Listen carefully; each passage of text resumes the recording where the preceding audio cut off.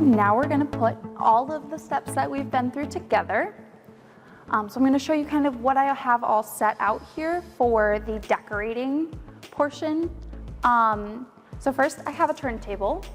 This is not necessary, but it is very helpful. So if you have one of these, it'll be very helpful. If you do not, then you can do this without. I put a wet paper towel on top, and then I have what's called a cake board. Now this is important because once your cake is frosted, you need to be able to pick it up. So things that I've done over the years, I completely frosted a whole cake without a cake board, and then I have a whole frosted cake that I have to somehow move. So it's very important to have your cake board and start with that.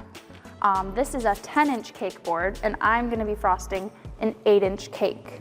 That's important because when you frost your cake, you want to have a little space on the edge to either add a little border or just space so that your cake's not falling over the edge once you put your frosting on. So I've got my cake board, my turntable, and my damp rag. I also have the frosting from earlier, our piping bags from earlier, some of my fun fondant decorations that I will put on top of my cake. I've got a knife. Now both of my cakes are pretty flat, but if I had a cake that had a big lump on it, I would want to make sure that's as flat as possible. Be very careful, knives are sharp. I have almost cut my finger off with one of these. We've got these are called offset spatulas. These are very helpful when putting frosting on top of our cake and on the sides. And then I also have a bench scraper. This is very helpful for frosting the side of your cake. Once again, it's not necessary. The flat side of a butter knife is also very useful if you don't have any of these tools, but you want a straight edge. So anything like this or like this is gonna work best. So we're gonna start with assembling our cake. So I've got my cake board here. One of the most important things you wanna do is put a little frosting down. If you put your cake right on here, it's most likely gonna slide when you're trying to frost it. This frosting is gonna be a glue to keep your cake to your board. Don't need a lot, just a little dollop. Next, I'm gonna start with one of my cakes. I have one of each flavor just for fun. Now this cake is a little bit frozen. If you're baking a cake at home, you're gonna wanna think ahead and try to bake your cake earlier in the day or even a couple days before. Cakes freeze really well, so if you bake a cake at home, you can wrap it up in plastic and pop it in the freezer, and then you can come back and frost it like this. The reason it's important to have either a cool cake or partly frozen cake is because when you start frosting your warm cake, because it's so moist and warm, it's gonna start falling apart. So what we wanna do is we wanna keep that all together. So we have a mostly frozen cake. We're gonna put our first layer down. You don't have to have 2 layers, but if you do, this is the best way to go forward. I'm actually gonna take my coupler off this piping tip, just so I've got a nice big opening. You can also just scoop your frosting and put it on top, but I think using my bag is the easiest way. So I'm gonna pipe a little ring around my cake. I'm gonna get a little more frosting in my bag. Like I showed you earlier, flip your bag upside down like this, with a little lip. Scoop your frosting in there. One thing to think about when you're putting frosting in a bag that you've already used is there's gonna be an air bubble in the middle. So pop that air bubble out and just go around. If you're making a cake for a family member and you wanna put a filling in your cake, this is the time to do it. Instead of that swirl in the middle, you can make this outer edge a little bit taller and put your filling in your cake. Now we're just frosting it for fun, so we're just gonna put a little frosting in the middle, and then we're gonna take our offset spatula. You can use a spoon, you can use this spatula that we have in here, anything works. You just wanna get that a little bit smooth. Just spread it out. It's okay if it goes over the edge here because we're gonna frost the outside of our cake. Now we're gonna get that a little bit smooth here, and we're gonna take our other cake and we're gonna pop it on top. I like to flip my cakes upside down because that top is very flat. You see I've got cake on my hands. So you can have a wet rag here. Keep your fingers clean. Try and keep your space as clean as possible. We're gonna make sure these cakes are lined up, so nice and flat, and then we've got it built. Check to make sure your top is flat. If it's a little wonky, it's probably gonna end up a little wonky, but that's okay. There's a few different techniques here. We're gonna do what's called a crumb coat. I use a bag when I put my crumb coat on. You can also follow this method. Take it on your spatula, go like this on the edge. I prefer to take my bag and pipe on the edge. I'm just spinning around in circles. This is just to get some frosting on your cake before you do your final frost. This is called a crumb coat because it locks all of your crumbs onto your cake.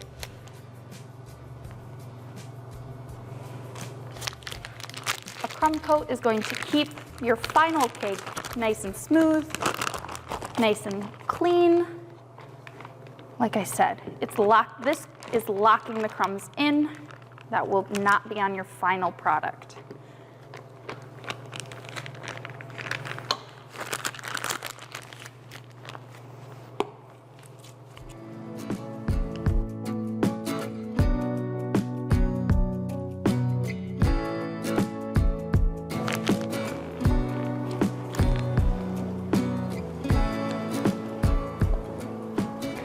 Now I can take my offset spatula, spread around the edge of the cake. That cake is moving around a lot. You can also kind of go like this.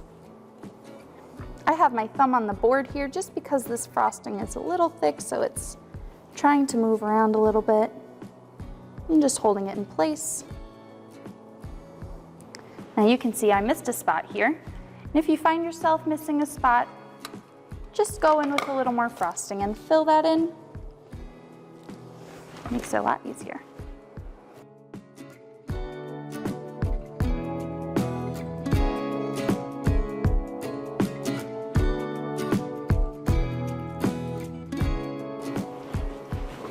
I am scraping all of my crumbs off to the side here. It's important not to put your crumbs back into your clean frosting because we want no crumbs in our final frosting. So we're trying to keep all that separate.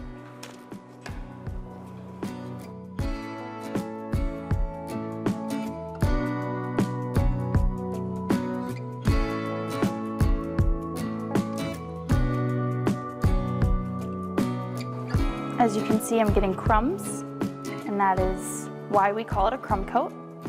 Once all of this is in there, our next layer of frosting will sit on top of this, and you won't see the crumbs through it. Now that we have our cake fully coated in frosting, our crumb coat is complete. Next, we're gonna go in with some fresh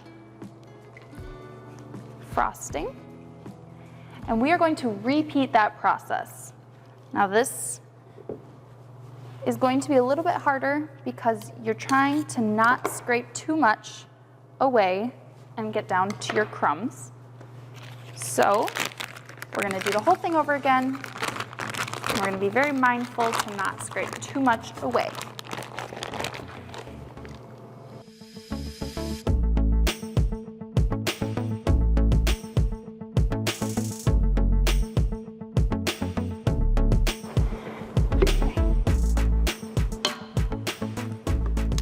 Okay, so now we have the setup for our final frost. Got everything kind of on there. What's very important is to make sure that the tools you're using next do not have crumbs on them. If I go in and use this, I'm gonna get crumbs all over my final project. So I'm gonna wipe off or get a clean spatula or bench scraper to work with. That way I'm not adding in unnecessary crumbs. So I've cleaned up my bench scraper. I'm gonna go around and I'm staying pretty far away from that, just scraping a little bit down We'll slowly move closer, but what we don't want to do is get too close and get all those crumbs in. This is going to be a very thick outer layer of frosting, just to make sure that we keep all those crumbs on the inside and not on the outside. Now, as you can see, because I frosted, I have some openings. What I'm going to do is I'm going to take all this clean buttercream and just patch in anywhere there's a little hole. You can kind of go around and smear this around.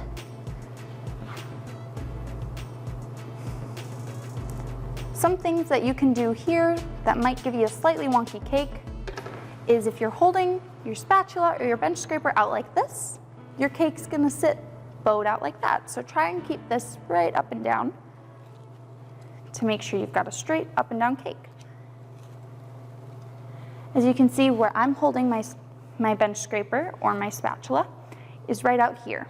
I don't want to do it right in front of me, because if I'm doing it right here, I can't see where my bench scraper is meeting my cake. By holding it right here, I can see everything that's happening. You can see right where that's meeting together. So as I'm spinning, I can see if my bench scraper is wonky or if I'm getting any crumbs. So I'm just keeping an eye on that spot at all times. Now that I've done another pass or two, I'm going to go back in and fill in those gaps. I might even do this a few times, just to have a little more control. I want to smear in all those gaps, and we're trying to get it as smooth as possible. Something that I really like to think about is sometimes your cake isn't going to be perfect. And when you're frosting a cake, and if you start to see crumbs, sometimes it's better to just take a step back. I know that sometimes it get stuck in your brain and you really want to fix it and make it perfect, but it's just good to practice.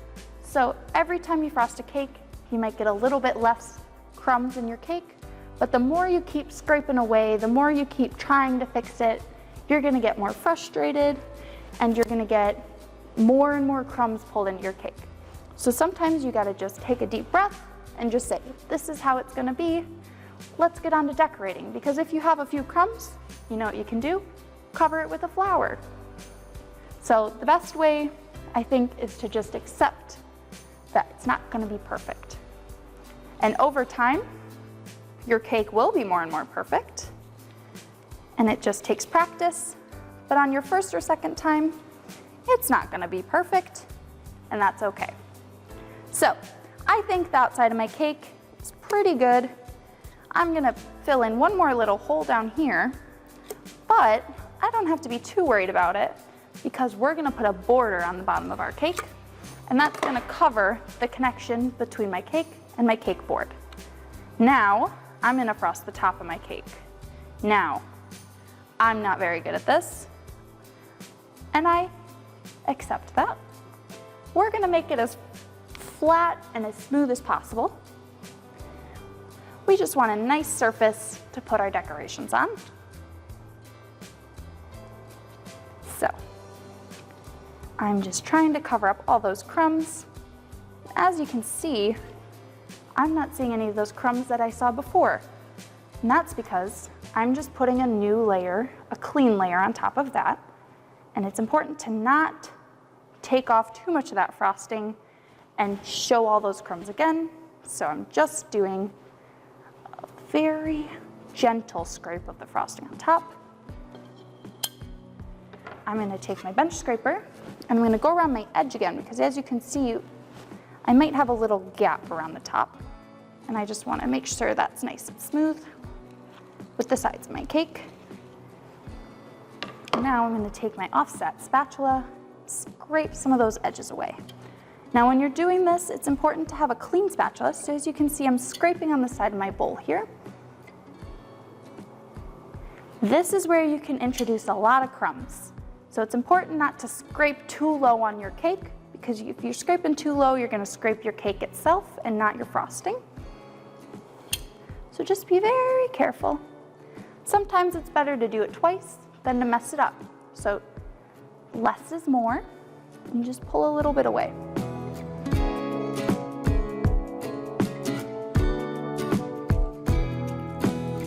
I'm pretty happy with the way my cake is. I'm gonna give this just a quick little smooth on top. It's not perfectly flat, but I'm okay with that. So now I have my cake. It's white, it's ready to be decorated. So this is where we tie in all of the practicing we did earlier, all of our fun decorations. So I'm gonna take some of my yellow and I'm gonna do a little border. Now this is kind of a small tip, so it's not gonna be a big border. You can use a bigger tip or you can use what you have. Right now I'm just gonna quickly do a little cleanup on the side of my cake board. There's a little frosting there. Cleaned it up a little bit. Now I'm gonna go in. So I'm gonna just do polka dots.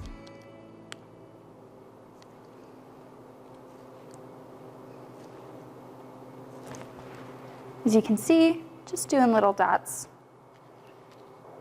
There's a few other things you can do. You can do what's called a pearl border, which is this. I'll pop in one of my tips. I'm gonna get a clean piping bag. Now that I'm frosting, I've got a little bit of frosting in that bag. It's gonna give me a little more control. So I'm gonna show you a shell border. Now this is a very common border. What you wanna do is you wanna lift up and pull down, and you just do that over and over again.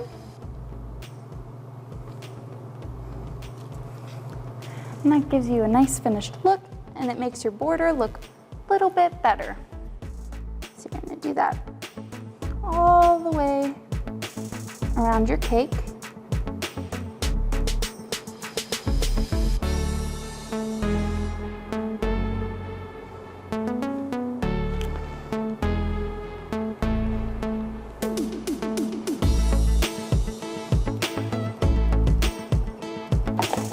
Show you one of the techniques on your practicing board. Show you how to do that on the side of your cake. And then I'll talk about how you can transport this. And then you'll be on your way.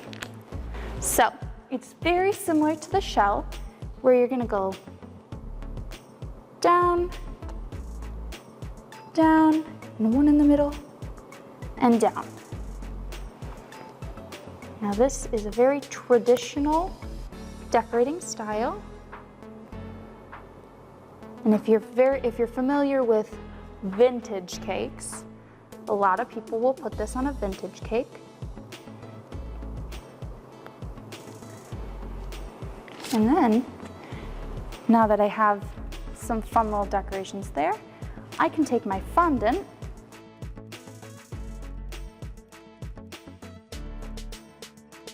put my little snowman up here, my little flowers along the edge. You can dye your fondant any color, so before I shaped all of this, I could have added a color to it, but you can do just about anything. So you can take all of those tools that we've shown you throughout this whole thing and decorate your cake the way you want it, and you can keep practicing and slowly get a little bit better. But now that we have a finished cake, I can lift it up because I used a board, and you can take it and put it in a cardboard box. If you are taking this somewhere, it's important to keep it flat. Now, a lot of people might want to take their cake and put it in their seat, the seat of their car. They're going to think, maybe I should buckle it in. Don't do that.